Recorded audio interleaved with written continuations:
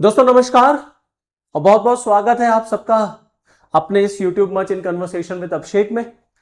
मेरे पीछे जो स्लाइड लगी हुई है उसको देख के आप समझ गए होंगे कि आज किस टॉपिक पर मेरी आपकी चर्चा होगी।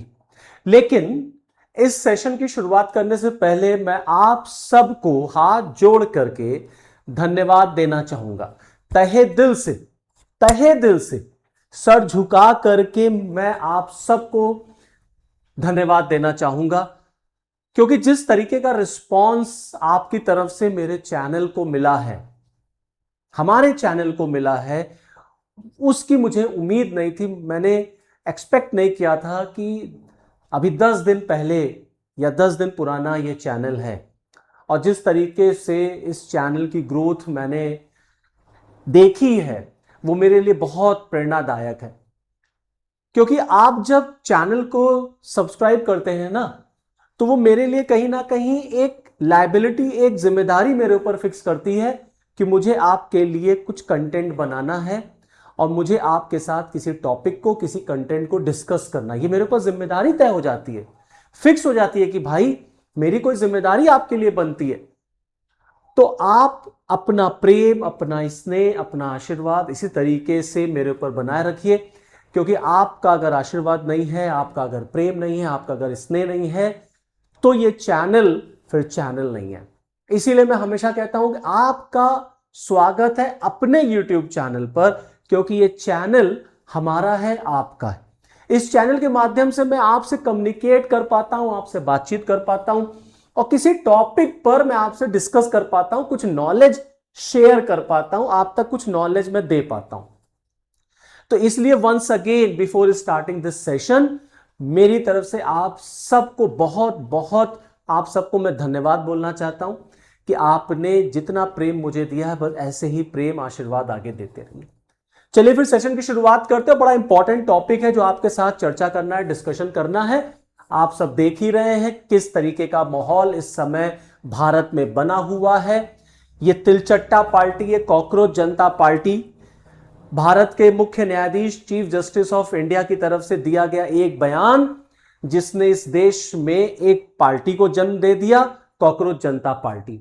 और जिस तरीके से नीट के पेपर को लेके, एजुकेशन रिफॉर्म को लेकर के जंतर मंतर पर जो कुछ भी हुआ, उसके बाद सोनम वांगचू का वो हंगर स्ट्राइक, फिर उनका अस्पताल चले जाना, फिर लाठीचार्ज हो जाना, वो सब आप देख ही रहे हैं टीवी चैनल्स पर, अलग अलग मीडिया पे आपके पास खबरें पहुंच रही होंगी। बट अब इसमें कुछ चेंज आया है, कुछ ट्विस्ट आया है। और ये आप जानते हैं कि मैं इन जनरली जो वीडियोस बनाता हूं ज्यादातर वो जियोपॉलिटिकल होते हैं, इंटरनेशनल रिलेशंस पर डिपेंड करते हैं। लेकिन इस टॉपिक पर भी आपसे चर्चा करना, बातचीत करना बहुत जरूरी है, क्योंकि दोस्तों ये टॉपिक कहीं ना कहीं हम सबके घर परिवार से जुड़ा हुआ है। क्योंकि हम सबके घर परिवार में कोई ना कोई लड़का या लड़की, कोई ना कोई भाई या बहन, बेटा या बेटी किसी ना किसी कॉम्पिटेटिव एग्जाम की तैयारी कर ही रहा होगा। तो आज के सेशन में यह पूछना चाहता हूं मैं सरकार से, that is Dharmendra Pradhan responsible और नॉट? क्या धर्मेंद्र प्रधान की कोई जिम्मेदारी बनती है कि नहीं बनती? क्योंकि अब तो इसमें मोदी जी भी कूद पड़े हैं, इसमें राहुल गांधी भी कूद पड़े, तमाम बड़े बड़े नेता कूद पड़े हैं। तो धर्मेंद्र प्रधान के बारे में भी थोड़ा सा जान लीजिए। धर्मेंद्र प्रधान इस समय भारत के एजुकेशन मिनिस्टर हैं। पहले ये पेट्रोलियम मिनिस्टर थे। उज्ज्वला योजना जब देश में लागू हुई तो इनकी बड़ी वाहवाही हुई कि इन्होंने घर घर तक, उज्ज्वला योजना के थ्रू गरीबों के घर तक एलपीजी कनेक्शन पहुंचा दिया। ठीक भैया, यहां तक बात समझ में आई। फिर इनको एजुकेशन मिनिस्टर बना दिया जाता है और ये उड़ीसा को बिलोंग करते हैं। इनके पिताजी भी पॉलिटिक्स थे, पॉलिटिशियन थे, पॉलिटिकल पार्टी में थे, बीजेपी में थे। और ये मतलब इनका कुल मिलाकर के जो बैकग्राउंड है वो पॉलिटिक्स का है। जब ये एंथ्रोपोलॉजी की स्टडी कर रहे थे तो इन्होंने एबीवीपी ज्वाइन कर लिया। इनका पॉलिटिकल करियर वहां से शुरू होता है। लेकिन इनका भी बैकग्राउंड रहा है कि इन्होंने भी 1997 में ओडिशा में पेपर लीक को लेकर के एक जबरदस्त प्रोटेस्ट किया था एबीवीपी के बैनर के तले। तो ऐसा बिल्कुल भी नहीं है कि धर्मेंद्र प्रधान को यह नहीं पता कि पेपर लीक का मुद्दा जो होता है वो कितना गंभीर मुद्दा होता है, क्योंकि वो इस देश के युवाओं से जुड़ा है, वो इस देश से जुड़ा है, वो इस देश से जुड़ा है, इस देश के युवाओं से जुड़ा है। और केवल देखिए पेपर नीट का पेपर या केंद्र के एग्जाम का ही पेपर लीक होने का मैटर नहीं है, मैटर राज्य सरकार का भी। यहां देखिए केंद्र और राज्य दोनों को एजुकेशन में पेपर लीक के मैटर में जब तक आप बहुत सीरियसली कोई काम नहीं करेंगे, nothing is going to change. भाई ये धरना आज चल रहा है, 10 दिन चलेगा, 20 दिन चलेगा, 25 दिन चलेगा, 1 महीना चलेगा, मैं कहता हूं 1 साल चलेगा, फिर धरना खत्म हो जाएगा, फिर वहीं चले आएंगे हम लोग। कहने का मतलब मेरे ये है कि हम सब जानते हैं कि हमें विकसित भारत बनना है 2047 तक, लक्ष्य है हमारा, ऐसे बनेंगे। एजुकेशन जो होता है वो किसी भी समाज की रीढ़ की हड्डी होता है, बैकबोन है। जब तक आप एजुकेशन सिस्टम को नहीं रिफॉर्म करेंगे तब तक कुछ नहीं होगा, और रिफॉर्म करने से कुछ नहीं होगा, उसका इंप्लीमेंटेशन दिखना चाहिए।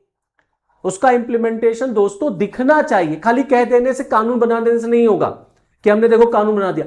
अरे कानून तो पेपर लीक के मैटर पर है, बट दिखता नहीं ना, पेपर लीक तो फिर हो जाता है। तो क्या अगर पेपर लीक होता रहेगा, अब आप कहेंगे कि कानून तो बहुत सारे, क्राइम तो होते ही रहते, ये बात सच है। देखिए परफेक्शन कुछ नहीं हो सकता, हम एक परफेक्ट चीजों को इंप्लीमेंट नहीं कर सकते, बात सच है, लेकिन हम उसके नजदीक तो जा सकते हैं। हमारे देश में क्या मर्डर नहीं होता? हमारे देश में क्या रेप नहीं होता? हमारे देश में क्या पहले पेपर लीक नहीं हुआ? बिल्कुल हुआ पेपर लीक। तो क्या इसका मतलब यह है कि पहले पेपर लीक होता था तो अब की सरकारें कुछ नहीं करेंगे? अरे भाई तो तुमको क्यों चुना हमने? या आने वाली जो नई सरकार आएगी क्या वो भी हाथ खड़े कर देगी भैया हमसे कुछ नहीं होगा? तो ऐसे कैसे चलेगा? अब आज जब मैं आपके लिए वीडियो शूट कर रहा हूं, देखिए उस समय पंजाब में फार्मासिस्ट के पेपर को लेकर के इशू क्रिएट हो गया है। तो एक तरफ कॉकरोच जनता पार्टी धर्मेंद्र प्रधान का रिजाइन मांग रही है, आम आदमी पार्टी जंतर मंतर पर धरना दे रही है, तो दूसरी तरफ पंजाब में फार्मासिस्ट जो उसके लिए जो जॉब निकली थी उसमें देखिए नकल, चीटिंग स्कैंडल, चीटिंग माफिया और पेपर लीक की खबरें निकल करके आ रही है कि पेपर लीक हो गया। अब इसी बीच में अगर आप देखेंगे तो हमारे प्राइम मिनिस्टर साहब लाइव चले आते हैं, प्रधानमंत्री जी की भी जो है यहां पर एंट्री हो चुकी है, और प्रधानमंत्री जी जो हैं वो लाइव आते हैं ठीक 11:52 पर, और 11 बज के मैं जानता हूं कि आप सुन लीजिए, ये कोई मामूली विषय नहीं। लाखों विद्यार्थी और उनके अभिभावकों के लिए बहुत ही पीड़ादायक है, और इसलिए पेपर लीक घटना से क्लियर। इसका मतलब है प्राइम मिनिस्टर साहब 11:52 पर लाइव आते हैं, आम जनता को एड्रेस कर रहे होते हैं, और इनकी शुरुआत जब पीएम साहब कभी भी देश को संबोधित करते थे, एड्रेस करते थे, तो उनकी शुरुआत होती थी भाइयों और बहनों। मुझे याद है नोटबंदी, भाइयों बहनों, किसान आंदोलन हुआ, उसका बिल वापस हुआ, भाइयों बहनों, लॉकडाउन लगा, भाइयों बहनों। लेकिन इस बार इनके एड्रेस करने की जो शुरुआत है भाइयों बहनों से नहीं है, फ्रेंड से है, साथियों से है, दोस्तों से है, क्योंकि ये इस समय संबोधित कर रहे थे उन युवाओं को, उन छात्र छात्राओं को जो जंतर मंतर पर पेपर लीक के खिलाफ धरना प्रदर्शन दे रहे हैं। अगर गवर्नमेंट अगर मोदी साहब पहले ही इतने इनएक्टिव हो गए होते तो ये बात यहां तक पहुंचती ही ना, लाठीचार्ज ना होता, छात्र घायल ना होते, पुलिसकर्मी घायल ना होते। अब मुझे नहीं पता कि गवर्नमेंट की क्या मजबूरी है कि वो धर्मेंद्र प्रधान को त्यागपत्र उनसे नहीं करा पा रहे, और इसमें इतना अहम नहीं होना चाहिए कि मैं त्यागपत्र नहीं कराऊंगा क्योंकि मोदी की गवर्नमेंट है, और मोदी की गवर्नमेंट में कोई त्यागपत्र जो है वो नहीं होता। It should not be like that कि त्यागपत्र ही नहीं होगा अब। अरे अगर कहीं कोई गलती हुई है तो नैतिकता के आधार पर right from the first day, अगर जिस दिन पेपर लीक का मैटर आया उसी दिन अगर धर्मेंद्र प्रधान ने रिजाइन कर दिया होता तो यह बात यहां तक ना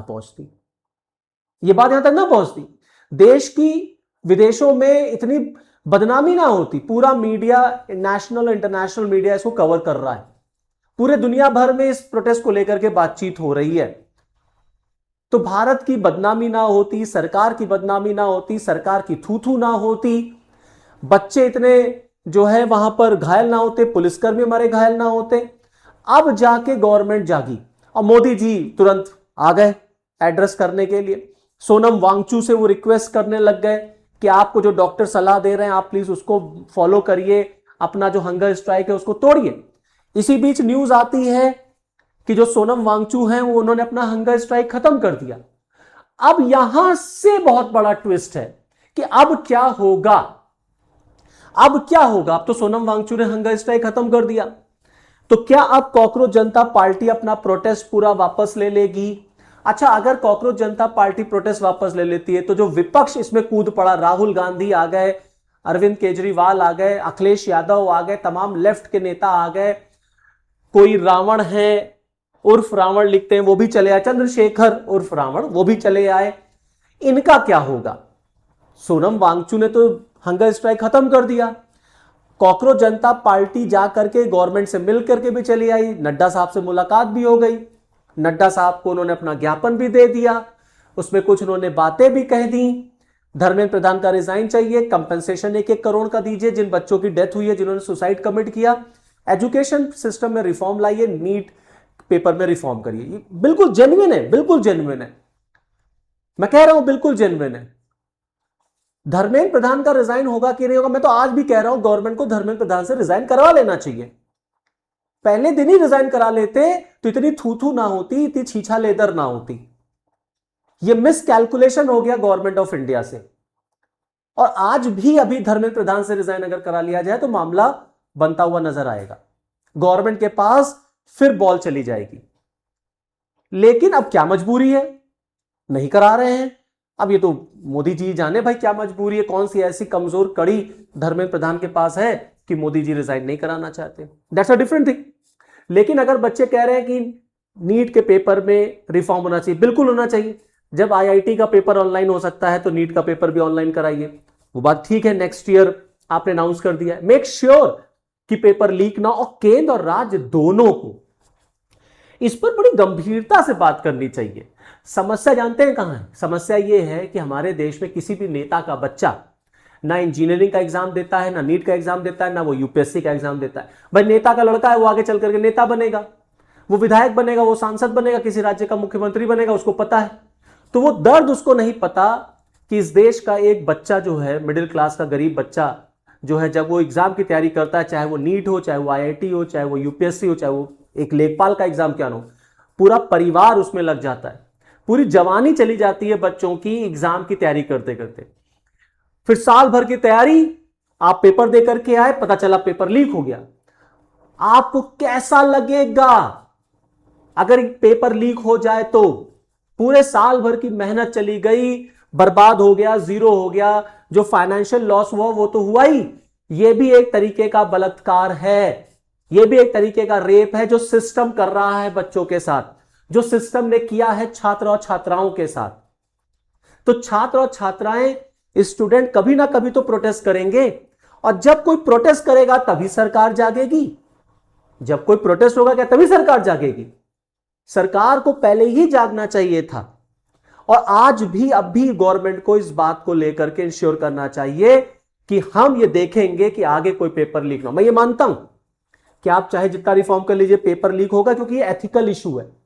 जब तक इंसान इतना नैतिक पूर्ण नहीं होगा तब तक नहीं रुक सकता, चाहे आप कुछ कर लीजिए, चाहे आप एयरफोर्स लगा लीजिए, चाहे आप सेना लगा लीजिए, चाहे कुछ लगा लीजिए।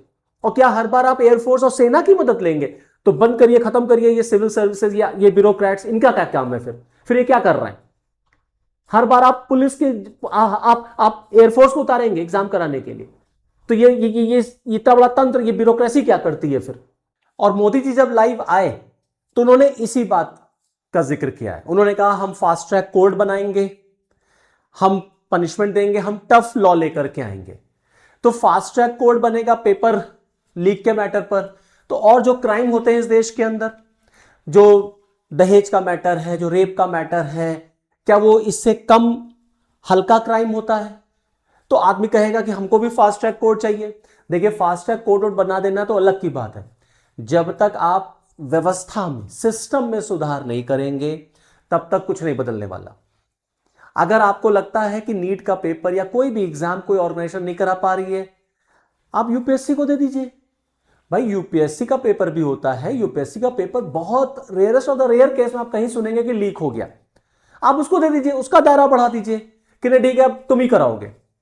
और केंद्र तो चलिए ठीक है, राज्यों में तो स्थिति और खराब है। यहां तो चपरासी का पेपर लीक हो जाता है, लेखपाल का पेपर लीक हो जाता है, कानूनगो का पेपर लीक हो जाता है, दरोगा का पेपर लीक हो जाता है। तो दरअसल एजुकेशन सिस्टम में ना दोस्तों इतना भ्रष्टाचार ऊपर से नीचे तक भरा पड़ा है, एजुकेशन माफिया इतना डोमिनेट करता है, लोग अपनी नैतिकता बेच देते हैं कुछ पैसों के लिए। 2 लाख 2.5 लाख 50,000 10,000 पेपर लीक हो जाएगा, आउट हो जाएगा। तो जब तक आप एक रैडिकल रिफॉर्म नहीं लाएंगे तब तक कुछ नहीं होने वाला, और इसी तरीके से छात्रों का बलात्कार और उनके साथ धोखा, उनका रेप होता रहेगा। अब जो मैं आपको बता रहा था, मोदी जी लाइव आ गए, मोदी जी ने बच्चों का एड्रेस भी कर दिया, उन्होंने इंश्योर कर दिया हम ये रिफॉर्म करेंगे। नड्डा साहब से मुलाकात भी हो गई, सोनम वांगचुक ने अपना हंगर स्ट्राइक खत्म भी कर दिया। अब राहुल गांधी विपक्ष, क्योंकि विपक्ष तोड़ा पड़ा है भाई, जब विपक्ष ने कहा कि हम संसद में इस पर चर्चा कराएंगे, गवर्नमेंट ने कहा ठीक है चलिए हम चर्चा के लिए तैयार हैं। अब विपक्ष को लग गया कि नहीं नहीं चर्चा हो गई तो मामला तो गड़बड़ा जाएगा। अब विपक्ष कह रहा है कि नहीं, जब तक प्रधान का त्यागपत्र नहीं हो जाता तब तक हम चर्चा नहीं करने देंगे। और कुछ ऐसी तस्वीरें आप देख ही रहे होंगे जहां एलओपी हमारे राहुल गांधी जी, पुलिस उनको ड्रैग करती हुई लेके जा रही है, देखिए पेट दिख रहा है। बेचारे बहुत मेहनत कर रहे हैं ना आजकल ये दिखाने के लिए कि बहुत बड़े और बहुत क्रांतिकारी टाइप के नेता हैं, लगे पड़े हैं एकदम। अब इस पूरे प्रोटेस्ट में, जो कि एक छात्रों का आंदोलन शुरू में हुआ था एक ठीक ठाक मोटिव के साथ, अब इस पूरे के पूरे प्रोटेस्ट में क्रेडिट लेने का नंबर आ गया। राहुल गांधी को लगा कहीं ऐसा तो नहीं है कि अरविंद केजरीवाल प्रोटेस्ट लेके पूरा क्रेडिट लेके चले जाएं, तो राहुल गांधी कूद पड़े। राहुल गांधी कूदे तो उनकी बहन भी कूद पड़ी, प्रियंका गांधी भी आ गई, मोदी के खिलाफ नारेबाजी होने की। ठीक है, आप लोकतंत्र में रहते हैं, आपको प्रोटेस्ट करने का राइट है, आप बिल्कुल करिए, लेकिन ये सब काम आपको पहले भी करना चाहिए था। जब छात्र छात्राएं अपनी पढ़ाई लिखाई छोड़ करके रोड पे उतरे, तब इन लोगों को लगा कि नहीं नहीं ये बड़ा गोल्डन अपॉर्चुनिटी है सरकार को घेरने का, सरकार को नीचा दिखाने का। अब दरअसल यहां पूरा मामला सरकार को नीचा दिखाने पे आ गया है कि कैसे हम सरकार को कितने नीचे तक गिरा सकते हैं। अब इसकी लड़ाई हो रही है दरअसल यहां पर। अब राहुल गांधी, प्रियंका गांधी, कांग्रेस लग गई है कि इस पूरे प्रोटेस्ट का क्रेडिट हम ले लें। उधर आम आदमी पार्टी राहुल गांधी को, कांग्रेस को उनकी खिंचाई कर रही है, उनकी आलोचना कर रही है, कह रही काहे गए तुम प्रधानमंत्री आवास के सामने। अब यहां आम आदमी पार्टी कह रही है कि कांग्रेस की और बीजेपी की जुगलबंदी हो गई है। जुगलबंदी का मतलब मोदी जी ने राहुल गांधी को फोन किया था कि तुम ऐसा करो, हमारे आवास के सामने आकर के धरना प्रदर्शन करो, पुलिस तुम्हें, तुम्हारी बहन को, सबको किडनैप अरेस्ट कर लेगी, तो पूरा मीडिया जो जंतर मंतर पे था वो तुम्हारे ऊपर आ जाएगा।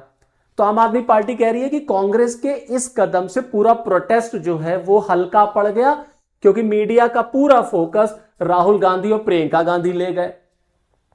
आम आदमी पार्टी कह रही है किसने कहा था इनसे कि प्रधानमंत्री के घर के सामने जाकर के आप प्रोटेस्ट करिए। तो ये कुल मिलाकर के जुगलबंदी है, ये कुल मिलाकर के इलू इलू किया जा रहा है कांग्रेस और बीजेपी के साथ, और दोनों एक ही थाली के चट्टे बट्टे हैं। तो आम आदमी पार्टी अपने को क्रेडिट ले रही है, कांग्रेस अपने क्रेडिट ले रही है। तो कुल मिलाकर के जो मुद्दा है वो मुद्दा तो अब गायब हो गया, वो मुद्दा गायब हो गया।